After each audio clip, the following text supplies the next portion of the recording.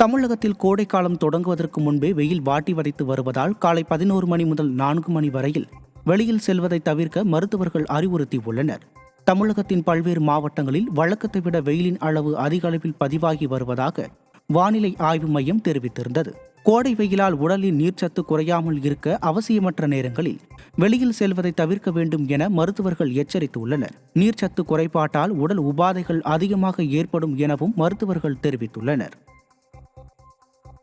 Jammu Kashmir union பிரதேசத்தில் சிந்து நதியில் சொகுசு கார் கவிழ்ந்ததில் 4 பரிதாபமாக உயிரிழந்தனர். சோனாமார்க்கில் இருந்து கங்கன் நோக்கி 9 பேருடன் வந்து கொண்டிருந்த சொகுசு கார் கட்டுப்பாட்டை இழந்து சிந்து நதிக்குள் பாய்ந்தது.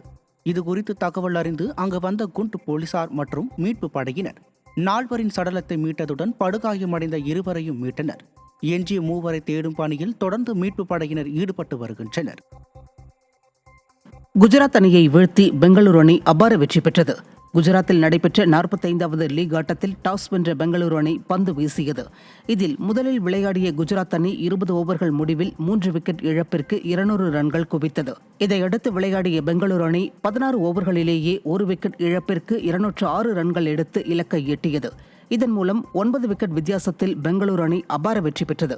இதில் வில்ஜாக் 100 ரன்களும் விராட் கோலி 70 ரன்களும் விளாசினர். குஜராத் அணியில் சாய் சுதர்சன் 84 ரன்களும் ஷாருக் கான் 58 ரன்களும் எடுத்தனர்.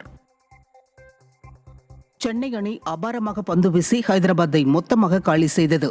சென்னை சேப்பாக்கத்தில் நடைபெற்ற 46வது லீக் ஆட்டத்தில் டாஸ் வென்ற ஹைதராபாத் அணி பந்து வீசியது. முதலில் விளையாடிய சென்னை அணி 3 விக்கெட் இழப்பிற்கு 212 ரன்கள் குவித்தது.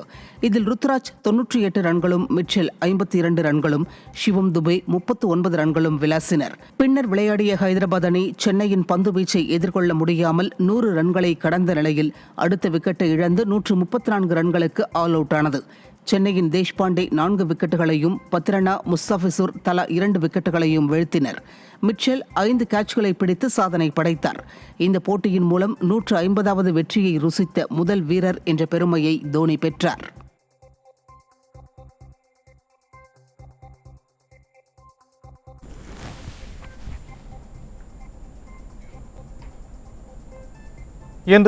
இன்று நடைபெறும் IPL போட்டியில் கொல்கத்தா மற்றும் டெல்லி அணிகள் மோதுகின்றன. கொல்கத்தாவில் இன்று இரவு 7:30 மணிக்கு நடைபெறும் 47வது லீக் ஆட்டத்தில் கொல்கத்தா மற்றும் டெல்லி அணிகள் பலப்பரீட்சை செய்கின்றன.